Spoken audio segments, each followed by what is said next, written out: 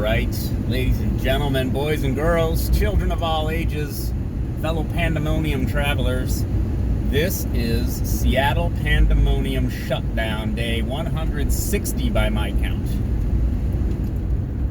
What's going on? What's going down? Well, I guess we should talk about Kamala Harris, or, well, I'll talk, you listen, that's fine. Kamala Harris as pick for VP is really something, and I would like to note how dense traffic is now. Okay, this is some before time level traffic. It's a nice day and all, but you know, we're getting back to the normal that kind of sucked. Remember? Anyways, Kamala. She is one of these people who I mean, I think she's just a sociopath for the most part, and I think a lot of politicians actually are. They realize that they can kind of just keep saying things, and when the results aren't delivered, they just kind of move on, and then like people forget.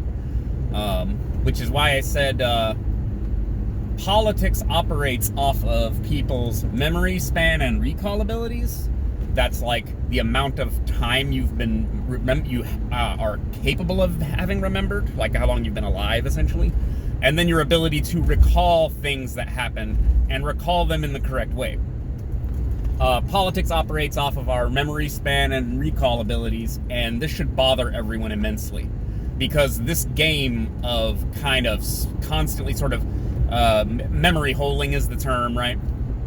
Constantly memory holing things that are inconvenient for various narratives, and the media are filthy with this. They engage in this kind of political gamesmanship, and because it's also a power game, right? So me wanting you to forget things is very much a important part of, well, various policies. And what's happening now is part of why politics has become so disrupted and like bizarre, is because it's not 1997 anymore, where, and I've said this kind of thing before, where a politician could go to one town, tell people one thing, and then go to another town and tell them the complete opposite, and people won't know. Now, they're getting filmed by 50 different smartphones that are getting uploaded to Instagram, YouTube, TikTok, whatever, and catching them saying things that contradict things that they said earlier. And then we have the digital space where stuff is shareable, right? So Kamala Harris saying, "Oh, I smoked weed in college and listened to Tupac." And fact check, like, she wasn't in college when Tupac was out, so maybe she smoked weed when listening to Tupac, but not in college. But then she also locked up a lot of people for marijuana crimes, and then was laughing about smoking marijuana. So it's one of these things where she seems like kind of a sociopathic, evil hypocrite. And so I want to be careful here, because we do have an issue where people are conflating Democrats with defund the police, with BLM, and now with Kamala the cop being Biden's running mate, as though that's a wild hypocrisy. The issue is the Democrats aren't really that progressive and don't really want to defund the police, which is why, even though our entire city council here in Seattle, for example, are social, or not social, they're all socialists. At least one of them is a democratic socialist. They're all basically Democrats. You're not going to find a Republican on the city council, as far as I know. I'm pretty sure they're all Democrats. The protesters are still mad because they're not actually getting what they want, because Democrats know defunding the police is probably functionally a really terrible idea in the way that we would roll it out. Like, if we rolled it out immediately like the protesters want, it would probably be an unmitigated disaster. I firmly believe that. Although I do believe there is a way to partially defund the police and reprioritize their focus and how we do policing. But that's not necessary. I don't know if that's really the conversation people are having. Anyways, back to Kamala. It's not a direct connection between Kamala the cop and defund the police and lol, look how dumb the Democrats are. It is there, but it's more of a joke on the right wing. I don't think it's going to convince Democrats that that kind of hypocrisy is going on. The hypocrisy is Kamala Harris herself, being two-faced, right? So, I hope that was coherent as we roll into South Lake Union here. Kamala the cop, and that was a great joke. One of my mutuals on Twitter, I'm forgetting his name, Brother Lake, said Biden Harris 2020 heels up. So the joke is wheels up, like wheels up means you're taking off, right? Heels up is because she was a dirty girl, and she slept her way to the top as a young prosecutor and made it to DA with who was it Willie Brown? Am I getting that right? So you guys shouldn't listen to me. I have no idea what anybody's talking about. I have no idea who all these people are. This is just what I'm seeing people talk about. So she had an affair with the married man while married herself, I think. And then when she basically made it to the top, she didn't,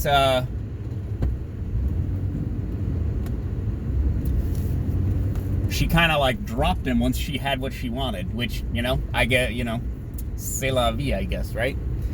Such is life, as the French say.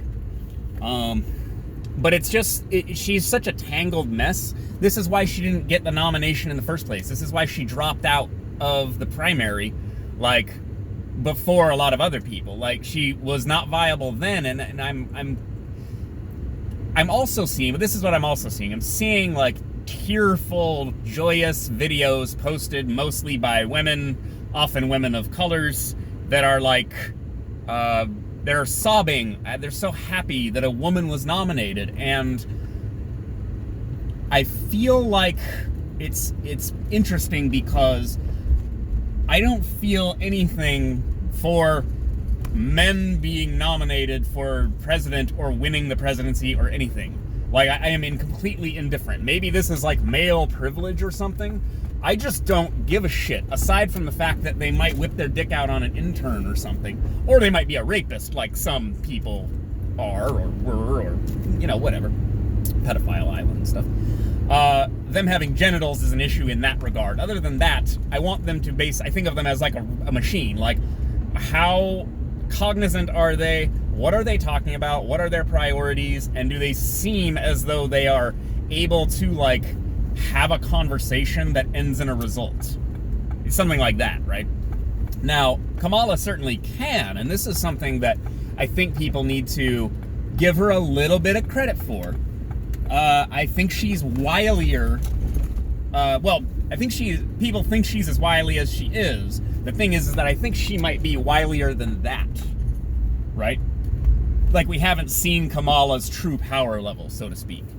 And politics is duplicitousness. Like, I think there's a way to do politics without basically just lying, essentially. But it seems to be the functioning engine of the whole thing is just deception and distortion and whatnot. So that's kind of what we're going to see. We're going to watch the distortion of who we think they are now, Biden and Kamala, into something else. They have to chip away at all of the negative memes and things. See, like I said, just the memes that already existed before they announced this were enough to make this ticket unviable because of the blatant buffoonery. Oh, sure. Come on in. Go for it. There you go. Yeah, I'm not running into you. I see you. There you go. Yep, you're welcome. Just out here saving the city, one bold move at a time. Vote Kyle Style 2020 for mayor. Anyways, so Kamala might be more viable actually than people are dunking on her on, at least on online about. But at the same time, I don't think it's a good idea. I really don't.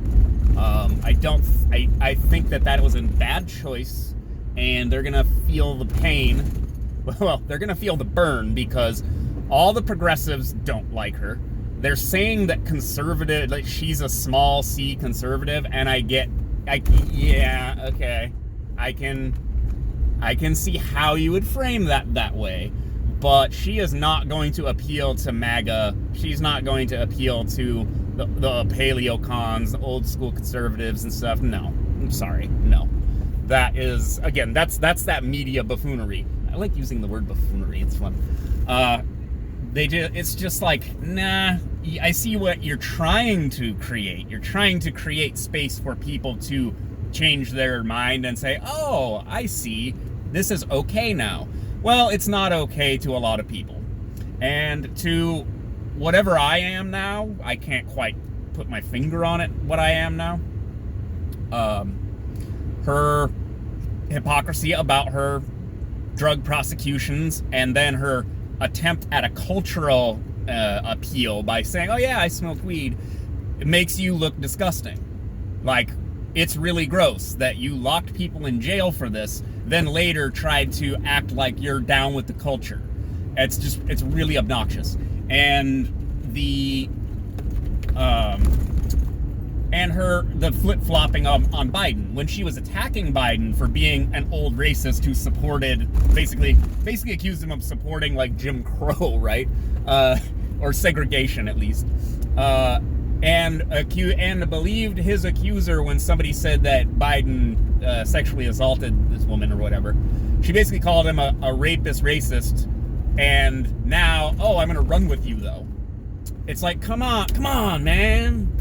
You realize, like, these people realize we can see them, right? Like, we have video and audio and pictures and like their past statements that we can now compare to their current statements. People do this to Trump all day long, and then these clowns run these two people together as though, like 6 months ago they weren't, attacking each other.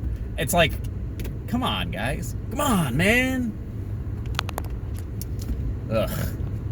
And then, like, Biden is just damaged goods as well. Like, if you're not gonna vote for me, you ain't black. And he says that to, like, Charlemagne the God, like, one of the, like, most, kind of like one of the most famous black, like, cultural commentators, basically.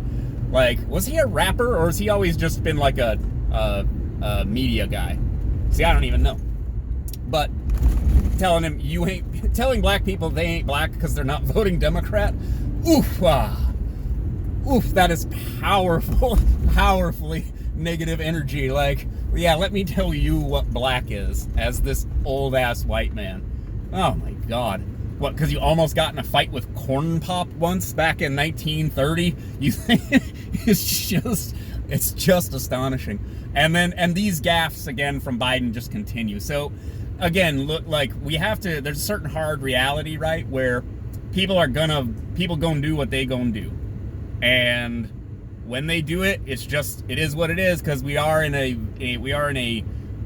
increasingly naked power struggle, and people on both sides kind of despise the other side. So they are just going to pull that lever no matter what.